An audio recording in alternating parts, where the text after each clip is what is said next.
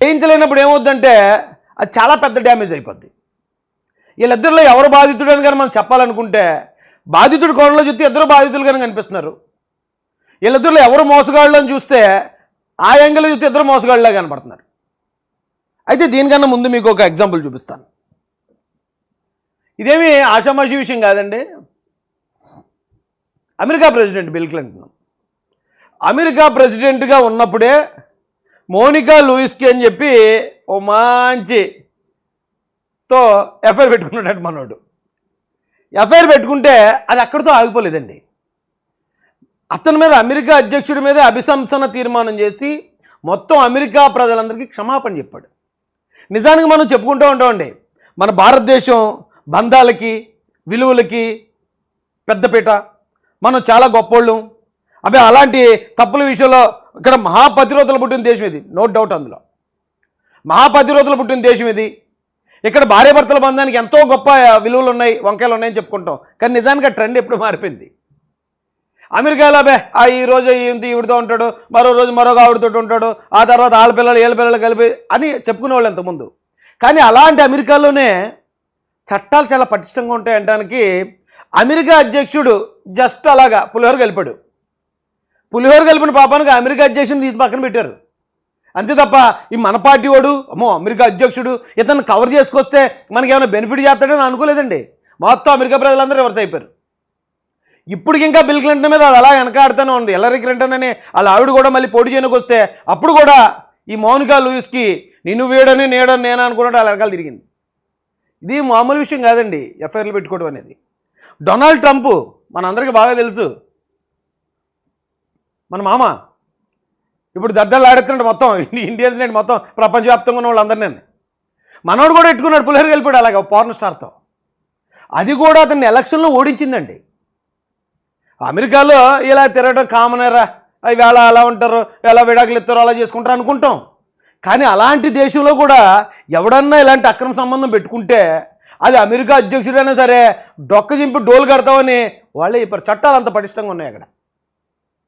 కానీ మన ఈ భారతదేశంకి వచ్చేటప్పటికి, ముఖ్యంగా మన రాష్ట్రాలకు వచ్చేటప్పటికి అది కామన్. అది 50% మినిమం, తక్కువలో తక్కువ ఒక 50% మంది నాయకులకి ఎఫ్ఐఆర్లు, సెకండ్ సెటప్లు, థర్డ్ సెటప్లు, ఫోర్త్ సెటప్లు. ఎవడు ఎక్కువ మంది సంబంధాలు పెట్టుకుంటాడు అంత పోటుగాడు, అంత మగోడు అన్నట్టు ఆడు బిల్డప్. ఏమంటారు, మన మూడో క్యాండిడేట్ ఏముంది, రెండో క్యాండిడేట్ ఏముంది, ఇలాగుంది పరిస్థితి. ఒరి ఎంత దారుణంగా దిగజారిపోతున్నావు ఏంటండి. చూసే కోణంలో కూడా పార్టీ కోణం చూసి తప్పు చేస్తారు బాబు, నువ్వు తప్పు చేస్తున్నావు, ఇది కరెక్ట్ కాదని చెప్పకపోతే రేపు పొద్దున్న మన పిల్లలు ఏమి నేర్చుకుంటారు? భావితరాలు ఏమి నేర్చుకుంటాయి?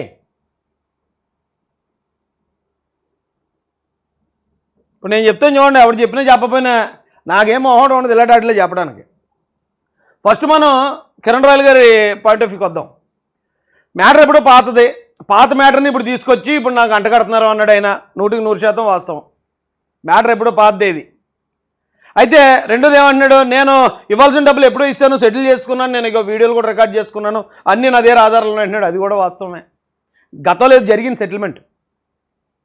అయితే ఆయన చెప్పే మాటలు అక్కడ కరెక్టే. మరి ఎక్కడ కిరణ్ రాయల్ తప్పు చేశాడు అంటే, కిరణ్ రాయల్ గారికి ఆల్రెడీ పెళ్ళయింది, భార్య ఉంది. భార్య ఉండగా మరొక లేడీతో ఇలా పులిహోర కలపడం అనేది మరి ఆయన చేసిన తప్పే.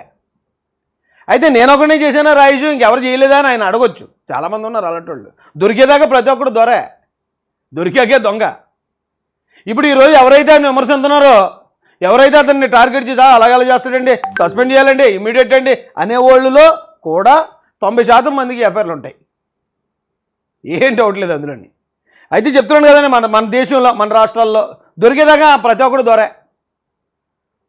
ఇక ఈయన చేసిన తప్పు ఏంటంటే, ఆయన పొలిటికల్లో ఉన్నప్పుడు ఇలాంటివి చేయకూడదు అని అంటున్నాడు. నా డబ్బులు తీసుకున్నాను, ఆ డబ్బులు ఏమన్నా నాకు అప్పనిచ్చావా లేకపోతే మరోటని ఇచ్చావా అని చెప్పి ఆయన మాట్లాడడం, ఆయన తిట్టడం, బూతులాడడం, నిన్ను నీ కొడుకుల్ని ఏం చేయాలో చేస్తానని అలా బెదిరించడం ఎన్నర్థం చేసిన తప్పులే.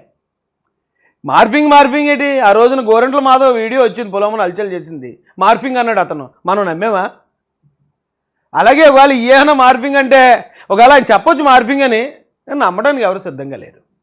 ఎందుకంటే ఇప్పుడు టెక్నాలజీ తెలియనాడు ఎవడు లేడు.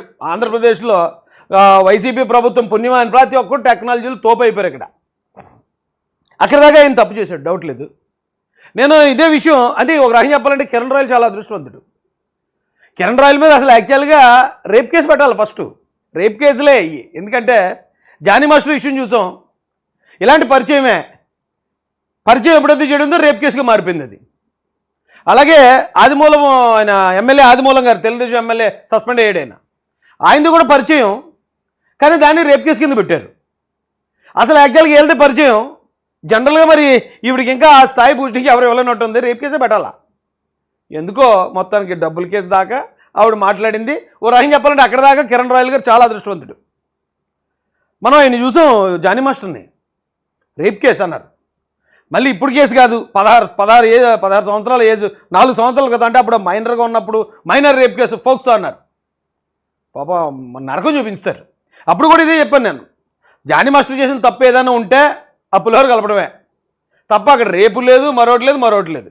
ఇక్కడ కిరణ్ రాయల్ గారు చేసిన తప్పు ఏదైనా ఉందంటే కంపల్సరీ ఆయన పెళ్ళయి భార్య ఉండగా మరొక మహిళతో ఆయన ఈ సత్సంబంధాలు కొనసాగించడం అనేది 100% తప్పు. అది వేళ చేసిన తప్పే, మొన్న చేసిన తప్పే, అంతకుముందు 3 సంవత్సరాలు 5 సంవత్సరాల క్రితం చేసిన తర్వాత 5 సంవత్సరాల క్రితం చేసిన తప్పే. తప్పుని తప్పు అనాలండి, మర్చిపోయారు మన వాళ్ళు. తప్పును తప్పు అంటాం, ఎప్పుడో మర్చిపోయారు. అడే మన తప్పు అన్నాం అంటే ఇంకేమైనా ఉందా, మన పార్టీ వాడు తప్పని మనం ఒప్పుకుంటే అది మన పార్టీ తప్పు ఎలాగవుద్ది? పార్టీలో రకరకాల మనుషులు ఉంటారు, రకరకాల పరిస్థితులు వస్తాయి వాళ్ళకి. ఎవడో ఒకడు ఉన్నాడు బాగా సాగుతుంది, వాడికి హ్యాపీగా మంచిగా బతికేస్తాడు. ఇంకొకడు ఎవడో ఉన్నాడు సాగలేదు, ఆడేదో అదొప్పని చేస్తాడు. అంత మాత్రాన పార్టీకి వెళ్తుంది అది. ఇదొక దౌర్భాగ్యం, జాడ్యం పట్టుకుంది మన తెలుగు రాష్ట్రాలకి.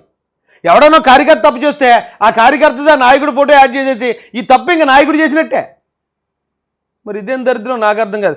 భారతీయ శిక్షా స్మృతి కూడా ఐపీసీ కానీ సిఆర్పిసి కానీ చెప్పేది ఏంటంటే తప్పు ఎవడు చేస్తే శిక్ష ఆడికే. కొడుకు తప్పు చేసాడు అనుకోండి, తండ్రికే శిక్ష అయినకు లేదు. భార్య తప్పు చేస్తే భర్తకే శిక్ష వేయకూడదు, భార్యకే వేయాలి. కూతురు తప్పు చేస్తే కూతురికే వేయాలి అనేమో క్లియర్గా మన ఇండియన్ పీనల్ కోడ్ చెప్తా ఉంటే, ఇక్కడ కార్యకర్త తప్పు చేస్తే నాయకుడు తప్పు అంటారు. అయితే నాయకుడిది ఎప్పుడు తప్పు అవుతుందంటే, ఎప్పుడైతే కార్యకర్త తప్పు చేశాడో ఆ తప్పుని నాయకుడు ఖండించకుండా సపోర్ట్ చేశాడు అనుకోండి, అప్పుడు నాయకుడు తప్పు. అప్పటి వరకు మన ప్రతి తప్పుని తీసుకెళ్ళి నాయకుల మీద రుద్దలేము. మేము గతంలో జగన్మోహన్ రెడ్డి గారి మీద ఇలా వ్యతిరేకించాం, ఆయనే ఇదంతా ఈ నేరాలన్నిటికీ బాధ్యుడు ఆయన అన్నాం. ఎందుకు? తప్పులు చేసిన వాళ్ళ మీద ఆయన చర్యలు తీసుకోలేదు. చర్యలు తీసుకోకపోగా వెనకేసుకు వచ్చేవారు వాళ్ళ టీం అంతాని. అబ్బాయి మావాడు బట్టలు ఇప్పుకుని తిరిగాడంటే ఏదో గాలి తగలకి తిరిగాడు మా గోరంట్ల మాధవ్. లేదు మా అంబటి రాంబాబు గారు జస్ట్ ఏదో సరదాగా అమ్మాయితో మాట్లాడితే ఆ మాత్రం దానికి ఇదండి. లేదండి అమ్మాయి కాదండి అసలు అది మార్ఫింగ్ అండి. లేదు ఇంకొక అనంతబాబు గారు చేసిన వీడియో కాల్ అంతా మార్ఫింగ్ అండి. ఇలా వెనకేసుకొచ్చేవారు. దానివల్ల పార్టీ నాశనం అయిపోయింది. వాళ్ళు అప్పుడు మా పార్టీని ఏదో కాపాడేసుకుంటున్నాం అనుకున్నారు, కానీ దానివల్ల చాలా నష్టం చేసుకున్నారు వాళ్ళు. టీడీపీ గవర్నమెంట్, అది కూటమి గవర్నమెంట్ వచ్చిన తర్వాత ఆదిమూలం గారు ఇలాగే జరిగింది. ఆదిమూలం గారిని సస్పెండ్ చేసి తెలుగుదేశం పార్టీ పక్కన కూర్చోబెట్టింది.